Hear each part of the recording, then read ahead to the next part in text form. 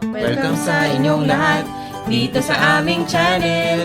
Huwag kalimutang mag-subscribe para lagi kang notified. Kami si Justin and si Chris at ito ang aming Simple Life. Nood at comment down below. Please share and like this video. Hello friends! Welcome to another episode of the JK Vlogs. And right now, I'm on my way out. Pupunta ako ng bangko kasi kailangan ko mag-open ng dollar account kasi may mga dollars ako na nandito na ayoko naman na i-convert sa peso. So, other than that, yung hindi ko nagawang errand kahapon, which is to look for a new set of lighting equipment, gagawin ko yun ngayon. And so far, everything's doing great.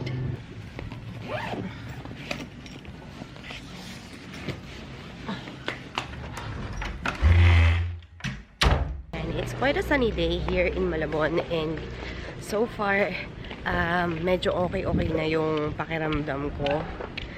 Medyo weird nga lang yung boses ko ngayon, but don't be fooled, I feel a lot better now.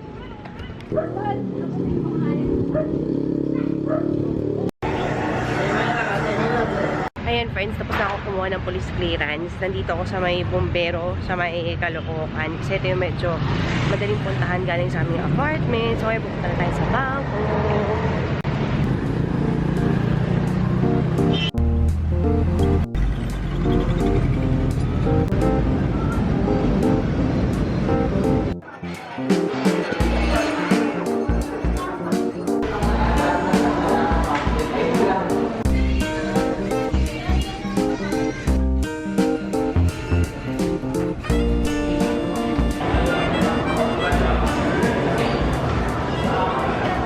Friends, bibili tayo ng lighting equipment ngayon and kinukuha na ni Kuya yung order ko.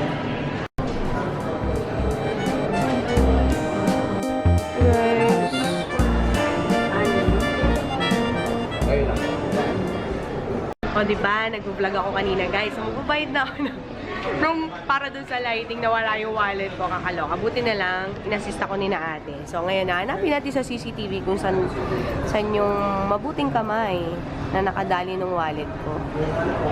Hindi ko sure din kung dito nawala kasi nandun lang ako, diba, kagagaling ko lang sa Japan home. Ay, alala ko yung suklay, nilagay ko sa wallet ko, pumunta ako dito kasi bibili ako ng lighting equipment. Tapos, tsaran, nawala na. O, diba guys, eto ko. Hindi kaya yon, hindi kaya to.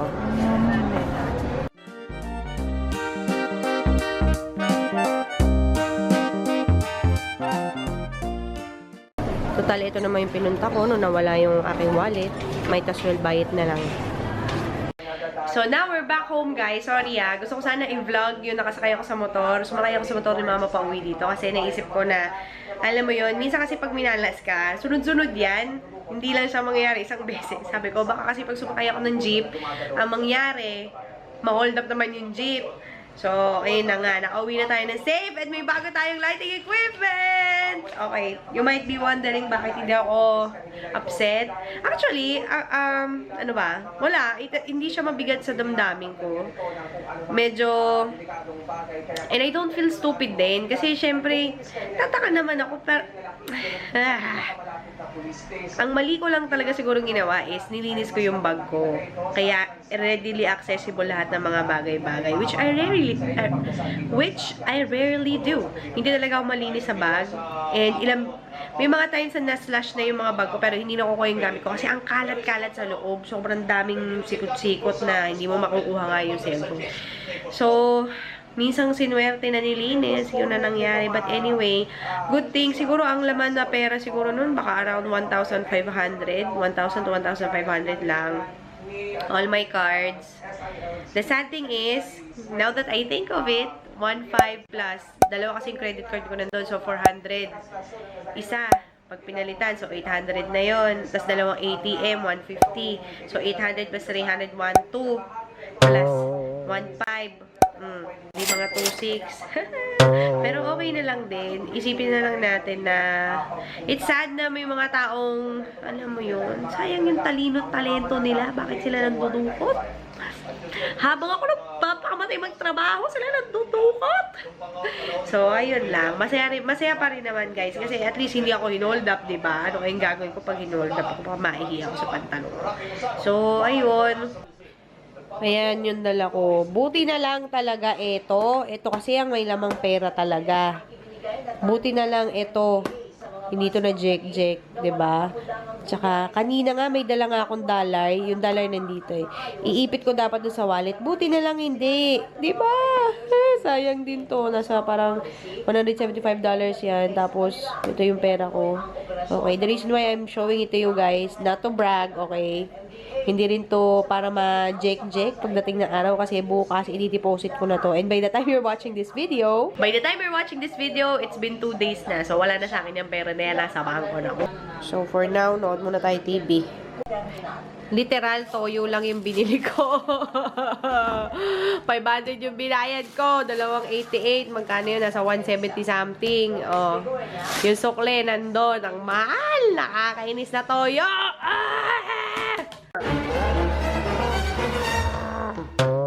Ayan, friends. Ito yung ghetto na ring light ko. So, ring light lang siya na nabibili sa hardware. Binilan ko ng stand. Kung saan yung pinakita ko sa kanyo kanina. Around 600 ata to. Tapos, electric tape.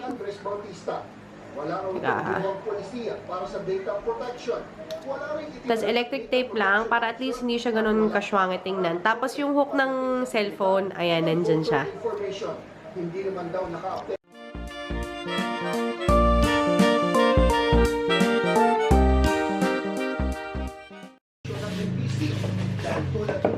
Wow! Yeah! Tingnan niyo yung bulb, guys. Ang laki, di ba? Kang mababasan. Kasi, this cost like 1,100 pesos. Ito, to. Itong ina-attach siya, 350. Okay. Tapos meron tayong umbrella. Ito lang ang hindi ko alam sa magkano. Pero ngayong araw, binuksan ang Binutan ko kanina ito. at Sa may resibo. ilang Pilipino. Parang around 300 din ata. Ang nagpapaliwanag Kasi 1,700 yung binayaran ko eh. ang So, 1,100, trabaho nitong hanapin 350, o baka nasa 300 pesos itong umbrella na to. Ay, kaliit! Sa 300. Sa ilalim ng dagat. Pinuupo pa nila ang ilang Pilipino sa loob ng K-27 anti-submarine There! torpedo. Okay, guys, see? Pinakita rin nila ang Okay, mga guys, missile. Target na 60 kilometro. Sinusutan. Sa kabila ng kanyang Learn edad, ko natin may siya. panahog din si Tan sa makikinig ng Wow! nakikinig habang Wow! pinapaliwanag ang mga armas sa nakapaligid. We were invited by And you know what? I deserve a chocolate. By the way, thank you kay Miss Janine ko from Dubai. Sa kanya galing to. Sobrang tinitipid namin kasi sobrang love na love namin siya ni Justin. Ito yung pinaka-favorite namin, yung dates na merong candied na, ang pangalan to? Orange. Pero ito, guys, oh my God! I think I should have one. This tastes amazing. Amazing talaga, guys. Sobra. So, try natin to. I feel better now. Sabi. Ay! Naglag. Ito naman, parang may jelly stuff. Tapos, teka, hindi siya nag... ito naman, parang may jelly stuff. Tapos, meron siyang mga nuts all over it. It tastes so good. Thank you, Janine, for this awesome birthday gift. Actual birthday gift niya sa akin to. Noong November pa niya binigay. November 19, nung makeup workshop. Ngayon ko na lang hak na kain. Guys. Hindi ako umiiyak Kinamot ko yung mata ko. Mag-film dapat ako. O, diba? Hindi na sila even. And I look sabog. I look so sabog. Wala siya. Nag-red na siya. Wala ko. So, I really wanted to test out the lights, but I decided, since I'm not in the mood anymore, I'm just going to pamper my skin. And of course, kahit gustuhin ko man mag-video, ayan, na-irritate ko na yung mata ko. Anyway, I'm using my favorite Witch Hazel Toner. Konti na lang siya. Nasa huling mga patak na lang siya ng buhay niya. I'm just going to spread that all over my face. Now that that is done, I'm gonna move quickly and apply my favorite Snow White Secret Key Skin Booster. And dahil mahal to, lalagay natin siya dito sa aking palm. And I'm just going to massage on my skin. Oh my gosh, look at that. Look how bouncy my cheeks are. Tapos, ang dami nagtatanong sa akin sa ako daw nabibili to, yung mga velcro na ganito. Actually, sa Divisoria lang to eh. Alam nyo ba guys? Gusto ko yun siya pinasusuklay. Okay, sa brush kasi it's very gentle. Diba? Next thing that we're gonna do is to apply my favorite under eye mask, which is the Petite P Gold EGF mask. I think I made a review about this a few videos ago. I'll just click it, or I'll just put it on the eye button right up there. Tapos, oh my gosh, galing to sa ref, kaya this will feel amazing. Oh, sabi, ay sarap. Oh, I can sleep on this. And don't be scared kung you might think na baka ma-irritate nito yung mata ko. Actually, hindi. It's very gentle. And it feels so soothing and refreshing. Oh, sarap! Step is to apply my favorite brightening jelly pack. It's from... Pumunta ko kung saan galing to. I'll just link it down below. So, let's take a spatula. Ito galing dito sa ref. And I'm pretty sure na it's gonna feel amazing. Oh. Words cannot describe how good it feels on my face right now.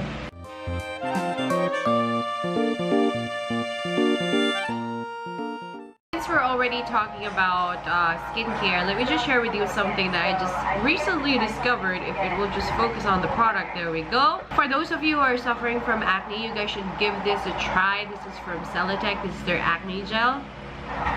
Noong una, hindi ako sold dito, pero nung in-apply ko na siya constantly on my face, oh, nawawala ang mga pimples. Naalala nyo na isang araw, may mga pimples ako dito.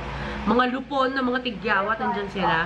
I apply this overnight, and then on top, I applied a very generous amount of the same moisturizer from the same brand. Nawala sila. Parang wala. Meron na lang ako isa nandito, malaki.